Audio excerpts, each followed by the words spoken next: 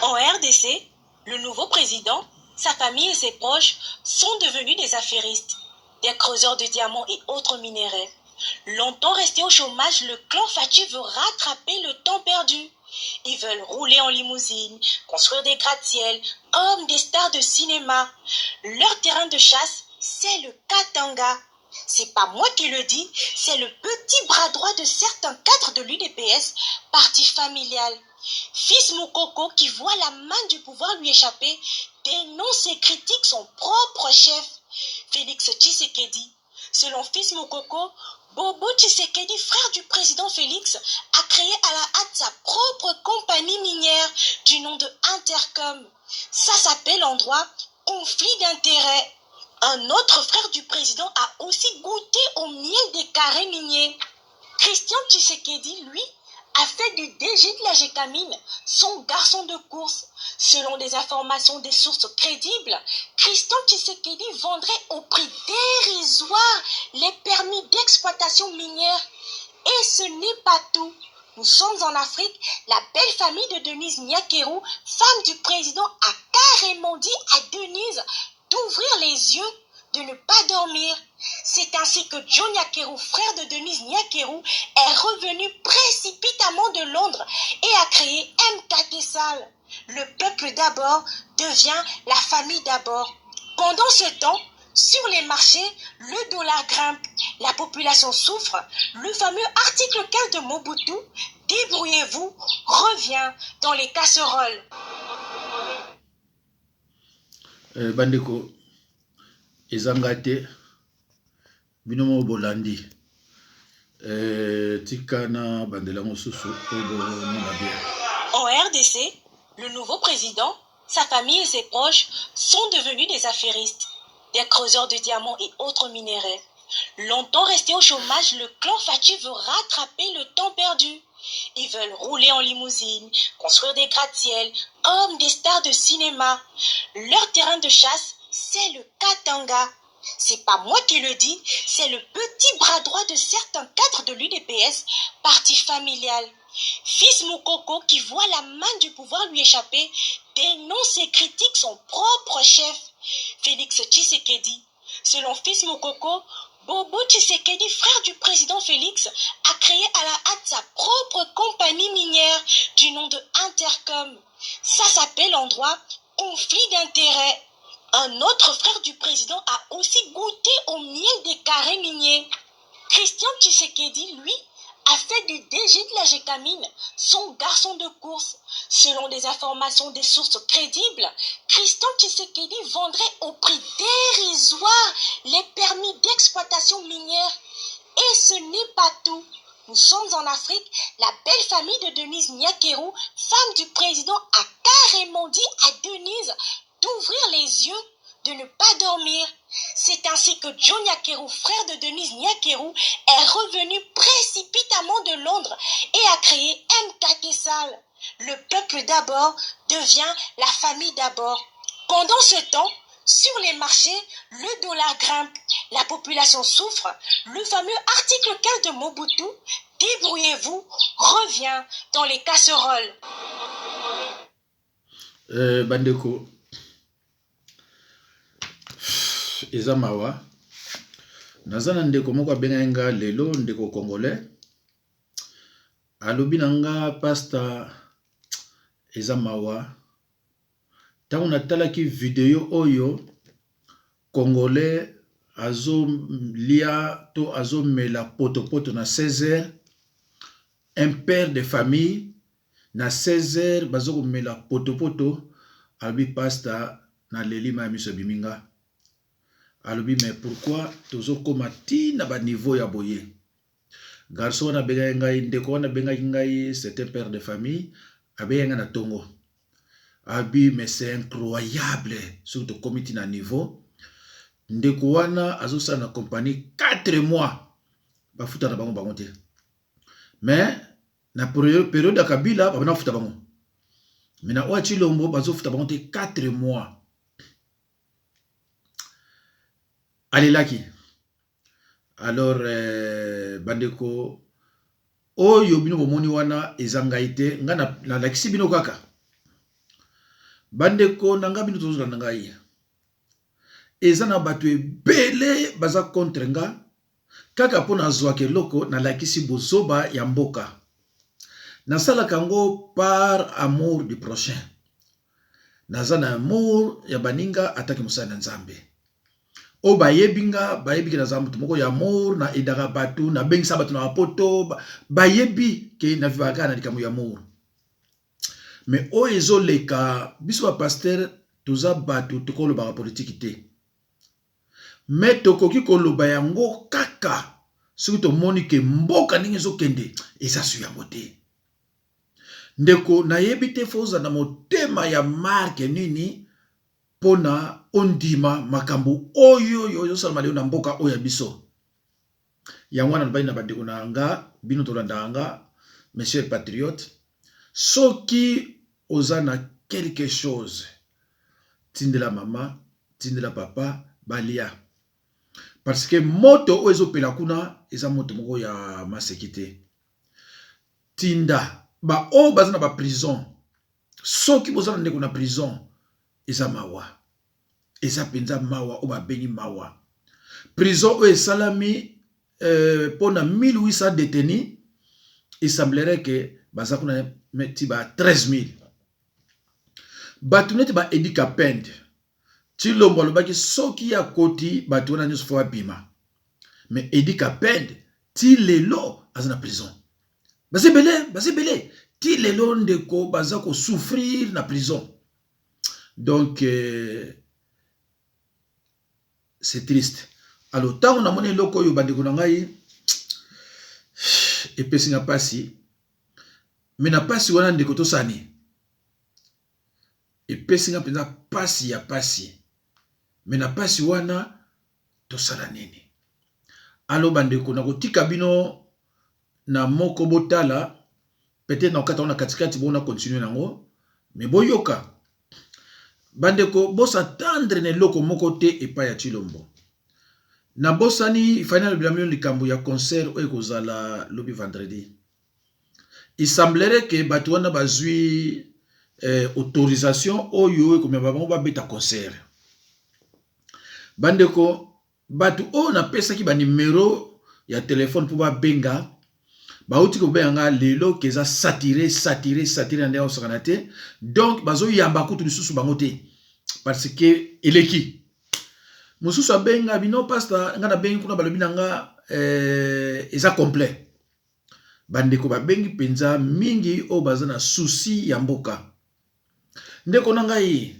mutu ya malamu ayebanaka na bolingo oyo aza na yango mutu ya malamu ayebanaka na bolingo oyo aza na yango amour oyo aza na yango mais biso bato toza na bolingo toza menacé na mokili oyo na ndenge moko akosakana te kaka ndenge nalakisaki bino prison ya Makala prison ya Luozi na ndenge nalobaki bato baninga ya Kananga bazolala bamosu balibanda na ndenge nalakisaka bato ya Bakwanga ndenge bana baza na malnutrition sévère donc bato ebele bamoni yango mabe mais nazozwa na batelefone mais mawa mingi bamenace bato bazomona yango mabe ngai mais ngai te moto naza kofilme ngai nazozwaka baextrait nalakisa soki otali bamateya na ngai depuis ba 2015 ekomona ke na bandaka kolobela politique te soki otali bamateya na ngai a partir ya 2015 omona ke te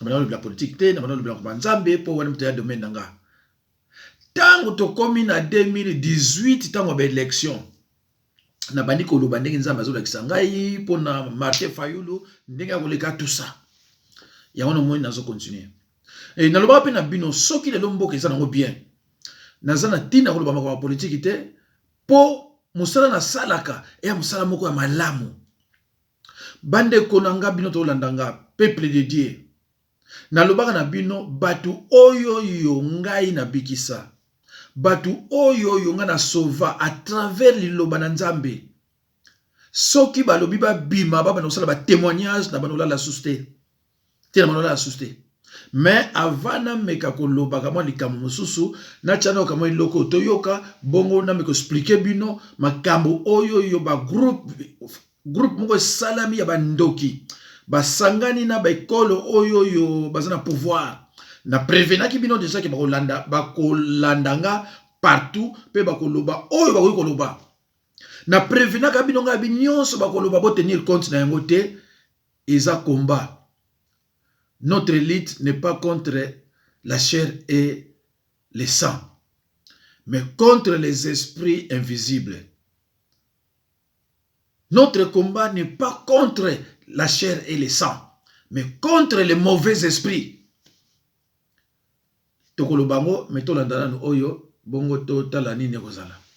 Merci, Bande Konyonso, tous nos amis qui nous écoutent partout dans le monde. Nakati ya lisango tozo benga priorité IDPS. Nazali kozonga pona koyebisa bino que toza posa na bino nyonso. Nous avons besoin de tout le monde. Tout le monde, pourquoi? Parce que likambo ya priorité IDPS ezali bolo bwa gitu, c'est le problème de la base. Nous disons la base d'abord. Nous disons l'IDPS d'abord. L'IDPS, notre bijou précieux que nous devons tous protéger avec jalousie et amour. Ezali eloko moko tozolo beza eloko ya mutu te, eza propriété privée ya mutu te, eza eloko bakoki kokambangwe pa mutu te, c'est un problème de collège. Ba statut na biso ya parti ezali violé chaque jour. Et place Tshisekedi Mulumba ko ba janye tansi, il est en train de pleurer jours et nuits. Je vois les amis me regarder comme ça, qu'est-ce qu'il est en train de faire? Je ne suis pas un traître. Je ne vais plus être un traître parce que je suis animé par un esprit d'un homme puissant qui s'appelait Dr Etienne Tshisekedi Mulumba. Alors je dis ceci aux amis qui gèrent les partis. Et là quoi ils allaient là binoté. Ils allaient là quoi biso nyonso, c'est notre parti. Parti ils ya ba leader, ils ya ba martyr, ba tu ba kufaka pour na parti oyo.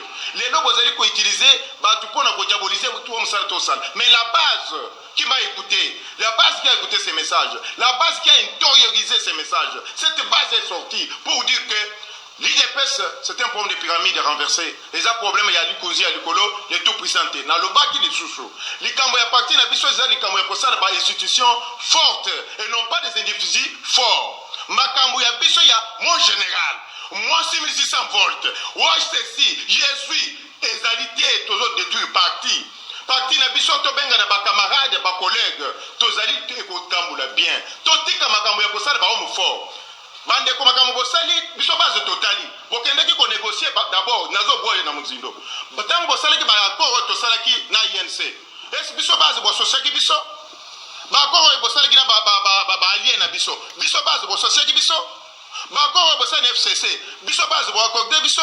Quand vous avez fait des négociations de partage des postes, biso base, vous négociez biso. Pourquoi vous avez les biso base pour nous mettons pour dire non à ce que vous êtes en train de faire? Non, ce n'est pas la folie. Nous sommes en train de parler que l'esprit des Boukishimoujan, l'esprit des Bakishibansan est descendu à nous pour dire que trop c'est trop, vous devez stopper, associer tout le monde pour que nous puissions gérer ce parti. La base pour laquelle nous sommes en train de piétiner et de déranger ici, c'est cette base ici qui nous a donné ce pouvoir. C'est cette base ici qui nous a positionnés. Pourquoi aujourd'hui nous pouvons regarder la base avec un œil méchant et les gens sont devenus orgueillés? Vous devenez orgueillés. J'ai vu du temps de notre ami Chabani et les autres qui ont géré les partis. Est-ce que vous avez vu, ils étaient avec les soldats, les tout-puissants soldats qui arrivent, qui terrorisent tout le monde. Déjà, se sont créés des milices. Et ces milices, ça pourquoi? Pour détruire les autres. C'est ce que Tshisekedi Mulumba avait fait dans ce pays. La tolérance est partie où? La tolérance dans notre parti. Et nous parlons d'état de droit. Un état de droit, quelqu'un qui s'exprime, il devient l'objet de moqueries, il devient l'objet d'intimidation, l'objet de calomnie. C'est comme ça que nous avons géré ces partis? Non, moi je dis non, Nous devons respecter les textes du parti. Les textes du parti sont violés jours et nuits. Et Tshisekedi Mulumba, là où il est en train de pleurer. Il est en train de pleurer de la manière dont nous sommes en train de gérer les choses. Très chers amis, je suis en train de pleurer quand je regarde la base. Nous avons parlé du problème de l'employabilité. On a mené un projet bien ici. Nous avons formé des gens pour les préparer pour l'employabilité. On s'est démené jours et nuits pour les affectations. Et ça arrive quelque part, il y a des individus méchants avec la haine dans notre parti. Ils bloquent 5000 personnes pour dire que voilà comment les gens sont limités. Et ce que vous avez dit là, vous savez ce que ça veut dire?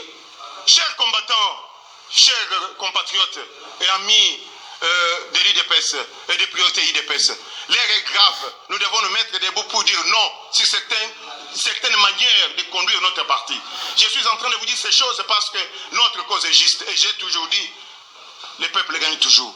la base s'est réveillée pour dire non à certaines choses. Nous sommes ensemble pour une cause juste. Nous luttons pour l'unité de notre parti. Nous luttons pour l'unité de ces partis parce que c'est notre parti bijou. C'est ça notre héritage. Nous devons protéger. Je ne viens pas ici pour les individus. Je suis en train de parler de la manière dont la chose est gérée, la manière dont notre parti, on est en train de violer des statuts. Vous pouvez parler, vous pouvez tout faire, mais la base sera informée. Et la base est déjà informée.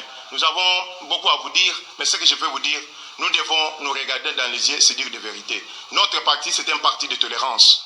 C'était basé sur la tolérance, et liberté d'expression et liberté d'opinion. Et si aujourd'hui, nous mettons la tolérance à côté, liberté d'opinion à côté, je ne pense pas que nous sommes en train de répondre à l'idéologie de Mukishi Mujani et son excellence Mukishi Wabantu, Mukishi Mweneboalu, Tshisekedi Wamulumba Kubajani. Encore une seule fois, je suis le vôtre. Aujourd'hui, nous sommes réunis dans le cadre de la priorité UDPS. Priorité UDPS, slogan Abisso UDPS d'abord. UDPS d'abord, pourquoi? Parce que nous voulons sauver ces bateaux UDPS. Nous voulons sauver cette UDPS au père fondateur qui décision à fondé en écrivant la lettre ouverte au maréchal Mobutu. Mais aujourd'hui, cette UDPS est installée dans plusieurs États, non seulement au Congo, mais dans plusieurs États. Nous avons accédé au pouvoir depuis les élections du 30 décembre 2018. Mais depuis cette accession de notre parti au pouvoir, aux une majorité présidentielle, nous constatons que l'UDPS est en train de faire un rétropédalage. Au lieu d'évoluer, l'UDPS est en train de reculer. Pourquoi? Parce que nous sommes mal dirigés. Nous avons fait une erreur de casting. Je donne un exemple. Quand le président Félix a eu le pouvoir, il a trouvé un premier ministre qui était là, Bruno Tshibala, avec un gouvernement qui était là depuis, qui assumait la transition. Il a eu à nommer des mandataires dans SNCCP et la GECAMIN. Mais ces ordonnances ont été bloquées par la ministre qui était là à l'époque, Wivine Mumba Matipa. Elle a bloqué les ordonnances du président en refusant de notifier les concernés pour que ces personnes entrent en fonction de leur... pour que ces personnes puissent entrer en fonction. Mais voilà l'erreur au Bissot de commettre Bissot UDPS. Nous sommes allés négocier avec nos alliés conjoncturels, il y a FCC. Mais dans l'équipe, il y a Bato Bakina aussi à la négociation, encore une autre erreur de casting. Ces gens-là qui sont allés négocier avec le FCC, est-ce qu'ils étaient à la hauteur? Point d'interrogation. Parce que, sachant déjà que la ministre Mumba Matip avait bloqué les ordonnances, ces gens-là ne pouvaient pas accepter que le ministère du portefeuille retourne encore au FCC. Voilà aujourd'hui, ça fait maintenant une année que ces ordonnances n'ont jamais été appliquées. Le chef souffre. Pourquoi? Parce que les personnes qui sont censées aider le chef, ces personnes-là sont en train de rêver. Et les mêmes conséquences aujourd'hui, Tozofi Fango na Katia UDPS, Tala na casting à ministre, Obiso UDPS Tobimisi, na Katia coalition cash. Voilà le casting des ministres au Tozana Bango. Toujours des erreurs, toujours dû à quoi? Dû à ces personnes-là qui sont allées négocier. Pendant qu'il fallait négocier, certaines personnes se sont donné le luxe de faire l'équitation comme c'était la première fois oubliant que les yeux de plus de 80 millions de Congolais étaient braqués sur eux. Voilà les conséquences au subir la catégorie. De l'autre côté, on nous lance des pics. Le chef est allé, il a fait des déclarations.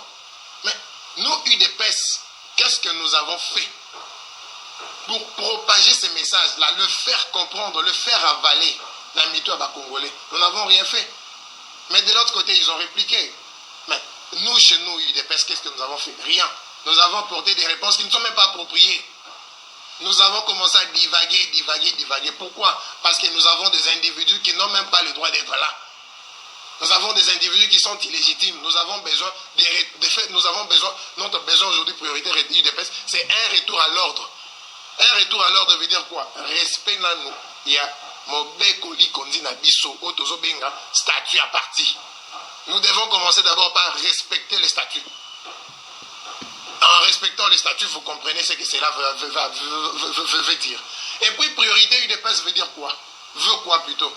Le retour des tout fils égarés du parti. Parce que l'amnistie a été votée depuis 2010 par le Sphinx avant sa mort. Toutes ces personnes-là, ils sont toujours sous cette amnistie. Et elles ont le droit de retourner au parti. Basons en un parti, ensemble, nous vaincrons. C'est ainsi que Bisso Priorité UDPS, nous prenons sur toutes ces valeurs-là. Le parti est en train de se mourir aujourd'hui. Allez à la permanence. Parfois, au monde, à la permanence, Bakati Bisso courant à la permanence, pourquoi? Parce que te foutu facture. Imaginez-vous un parti au pouvoir. Azoko ka fout ta facture à courant, Azoko ka fout ta facture à Stel, il y a régie des autres, Bakati courant. Batbazo là, la permanence. Pourtant, il y a eu une autre circulaire. Oh, le CG actuel, Azo Kambabiso. À combien il y a un ministre qu'il fallait qu'il déverse 10% à salaire en Bango. Mais Baton a bafouté en commençant par le chef de l'État. 10% sur leur salaire, on prélève. Il y a eu 2 comptes qui ont été ouverts, la BCDCP et la Robank. Des comptes en francs et des comptes en dollars. Ces gens-là déversent de l'argent chaque mois. Tous les conseillers, il y a chef de l'État qui sont membres de l'UDPS, va déverser 10% sur leur salaire. Mais qu'est-ce que cet argent-là fait? À l'intérieur du pays, quand on ne se voile pas la face, il y a des endroits où l'UDPS aujourd'hui n'est plus visible. Mais qu'est-ce que cette équipe fait pour faciliter cette visibilité, cette implantation du parti à l'intérieur du pays? Parce que les pères fondateurs ont permis à ce que le parti soit implanté partout dans le monde. Dans toutes les provinces. À l'époque, c'était 11 provinces. Aujourd'hui, nous en avons 26. Mais dans toutes ces 26 provinces, est-ce que l'UDPS s'est implanté? Nous étions au stade des martyrs lors de la cérémonie de la commémoration des 38 ans d'existence de l'UDPS. Il y avait combien de drapeaux de l'UDPS dans Katiasat? Permettre dans position. Il y avait combien de drapeaux UDPS dans le stade? Les drapeaux de l'UDPS étaient à compter au bout du doigt. Mais regardez tout autour là, c'était toujours les amis de décision finale. La permanence n'a biso va combattant les lois UDPS. Pour avoir la carte des membres, il y a UDPS. Il n'y en a pas. On n'imprime plus les cartes de la permanence. On n'imprime plus les cartes. Vous partez là-bas, on vous donne juste les reçus. On se demande si c'est une escroquerie ou pas. Papé Choka reçu. Aujourd'hui, les reçus tiennent lieu des cartes. La carte à partir de la biso. Mais allez là, et là, on est une décision finale. Ça, c'est un exemple. Vous trouverez des cartes bien imprimées là. Des cartes biométriques en plus, la décision finale. Une structure informelle. Il y en a un Kabound. Mais dans une structure informelle comme celle-là, il y a des cartes qu'on imprime. Mais dans l'UDPS où les ministres déversent leurs dîmes, permettez-moi de parler en termes de dîmes, leurs dîmes chaque mois, les gouverneurs UDPS, les conseillers UDPS, tous déversent leurs dîmes à la fin de chaque mois. Mais qu'est-ce que fait cet argent-là? Aujourd'hui, on est en train de faire des individus plus forts. Au lieu que le parti devienne fort, mais on a des individus plus forts que le parti. Ce sont des trucs sur lesquels nous devons tabler, nous, UDPS. Il faut dans un espace et à concertation. Un espace permanent et à concertation entre partis. Ça n'existe plus. Nous voulons même que le bureau politique du parti puisse exister. Parce qu'on n'a plus un bureau stratégique où on prend des décisions stratégiques dans le parti. Et comment il y a moto X, Y. Les lobes à matinée politique. Vous me permettez de changer de sous-position. Bandeko, Nakati yango. Boyoki ndenge ezoleka kuna eza mawa ezopesanga pasi mpona mboka oya biso toyebaki ndenge ezalaki nani ekomi lelo. Bandeko o balandaka nga bayebi. Nalobaka na bino ke na France soki ba pasteur ya solo bazali 3, je suis parmi les 2 premiers ou alors premiers. Na tchaka mai na monoko te. Songa na yebisi oke oyo aza musai na nzambe te, ba musai na nzambe te. Nalobaka pona Martin Fayulu ava bakende Genève. Ndenga nalobaka ndenge yango esalamaki. Nalobaki na bino pona ba comédien, ba artiste comédien. Nalobaki kalate soki mabondeli te moko akufa mais avant décembre bako kene memi balé. Et cela qui démoité onga nalobaki salamaki bato ebele ba benganga po alobana na za prophète. Je vous ai prévenu avant makambo ekwe lelo. Na yebisaki bino ke y a un ami muluba. Na boy koloba soza ya kananga to ya mujimai.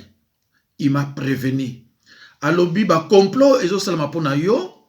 Ndenge ozoloba ba vérité ofingaka te mais ba vérité yo zolobaka eza ko plaire batute. Alors il fallait basala ba montage que ozaki na hôtel na mwasi na boye tout ça ba publier yango ndenge za na mukendi na ba mbiye. Je vous ai prévenu. Alors bandeko makamu ezoya kaka ezoya baluki na bandenge nyonso balobi ah bon moi si moko peta azo bimake nga na ye tokenda tosala amour azate pe otira mona makamu na te parce que ngaza mkongo biloko na biso te nazwi ba félicitations bato ebele obazo soutenir nga lelo mais oye marqué nga makasi ya congolais ya Brazzaville alandaki émission moko l'équipe ya mama abenga soki danoise alandaki yanga alandi bango a regretter alobi nanga pona biso mto sambelaka toyebi que nous sommes prévenus Bible prévenant biso déjà kalake combat na biso ezali contre la chair et le sang groupe ya bato milimo mabe o ba mona kalilo balanzambe ndenge solo bako bundisa yo l'air nyonso bako bundisa l'air nyonso mais ko kipete zana courage malheureusement zana téléphone oyo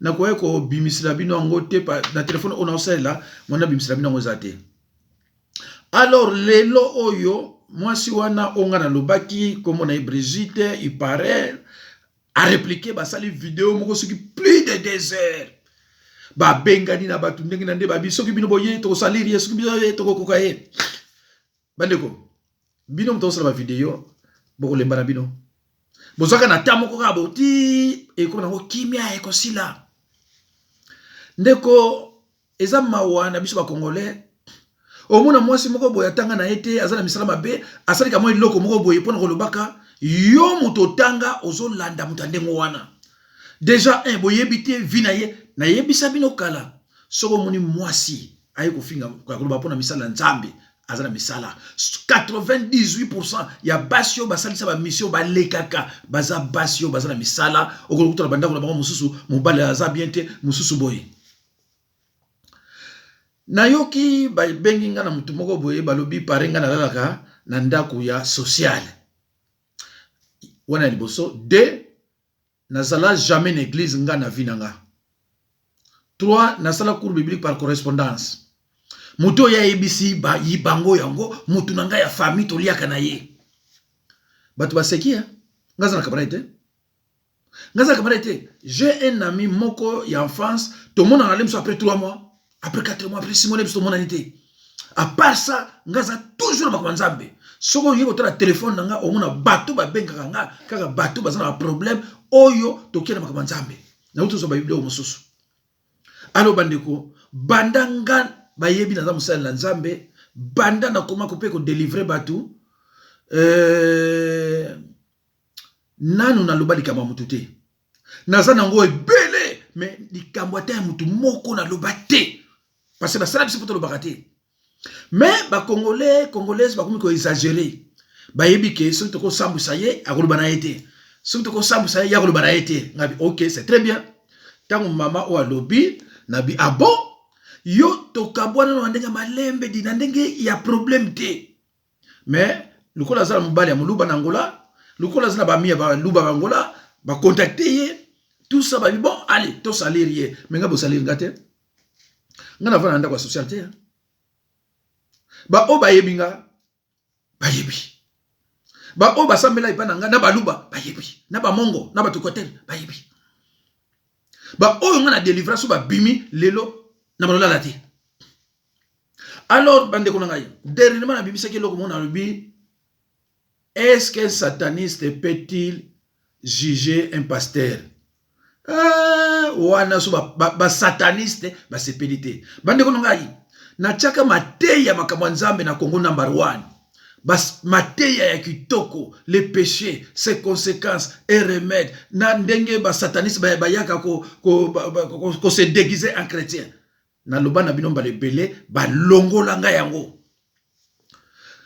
et je suis le pasteur oyoyo na YouTube oya prêchaka mieux netinga toza troité mais ba benga nga na batu belé pour na mateya nazana ba pasteur musuba zana ba Canada suba ba uto benga lelo il faut amona nga pour makambo nzambe na loba na bino ke pona liloba naza chevronné yango wana bande kuna yebisaka bango soko linko atakenga takenga na parole de Dieu bakimaka ba sataniste c'est tout sataniste ayebi liloba te kokosaka bino makambo zoba soko linko takenga na parole de Dieu mais lokona bako takenga na parole de Dieu te bango bakimaka nga na ndako social nga nazalaka na église te nga nazalaka boye te bandeko na nga nasalaka video kalana je vous ai prévenu na lobi na 2014 nakangaka église oyo ezaka na Villepinte tango tosanganaki na Vitry na salle to na kuna to bana futa tellement très cher ko sakana te to kangaka. Donc tango yo zolo balikambu oza ko maîtriser yango te bato bazo seka yo oza ko maîtriser makambo yango te bato bazo ko seka yo makambo oyo nyonso ngana lobaki pona mwana mwasi wana Brigitte na kosaki atalika moko te na do makambo c'est les quatre lobela yango te mais ye tango ba contacter peut-être pour salinga ayebaka teke nga na garda tout ya kanisaka onga na komaka na bwakaka ya na bino tikana bimisa yo nano comme ça batu o mususu bazali na simana yo o baleka pananga bango peso bazali intention ya kosalinga bayebake na kozonga bolo bani bolingi je m'en fous na kozonga pe okoyokanga donc ndeko na biso soki ndeko na biso ngaza na ndeko te oya koya bima pa lo ba salité bandeko oya nga baza instruit bien éduqué alors soki yo za na ye lo bana bima parce que nazo bomba te lo bana bima Brigitte abomba maki kombo na ye na bimisi kombo na tiango wana alors bitoke na commissariat eza problème eza wapi ngai mutu na lukaka ete ye mutaye ko lukanga makambo nyonso bimi ye mutu abimisi yango parce que na fana ki kimia ngana zuya bato zo benga ngaki baza ko salirio bazo sala na nani ona Brigitte abombi kombo na sali banquette na retrouver yango alors siko mama oyo azoko loba yango l'état ya Angleterre epesa ye autorisation à salir batu aloba oyo ye alingi a continuer na ye mama wana aza alobi aza Congo mais eza comportement ya base ba Congo te comportement base ba Congo na ba 1h du matin bazaka na mbeto pona mbaine na ba na ye mais tango zo mona mwasi ya Congo ti ba 2h du matin aza na YouTube azoloba boye bake aza dépassé aza na makamusu na vie na ye aloba ndeko na ngai bino nazo senga bino kaka soutien ya ko soutenir ngai makambo ona azoloba ya politique tant que mboka ezala na occupation na koloba mardi, jeudi, dimanche, ba disciple nga toujours dans l'enseignement. Ko kasate ke songa na yeko ba politique ba disciple bazo landa te baza ko landa pe bazo changer parole de Dieu zo transformer cœur na bango. Mama oya lobi tango ake alongwe pananga ke kuna na ndako lali le même jour abando mona ba mari de nuit. Oh, mais maman na tango ayina na ba mari de nuit na ba bête na biloko nyonso asali na bazi 2 mois et pananga zo landa enseignement. Asali 1 mois et demi ou bien 2 mois. Alors, ba kombo ozolo bonde kona ye ko intervenir nyonso neza lukuta awuti ko benga ngalilo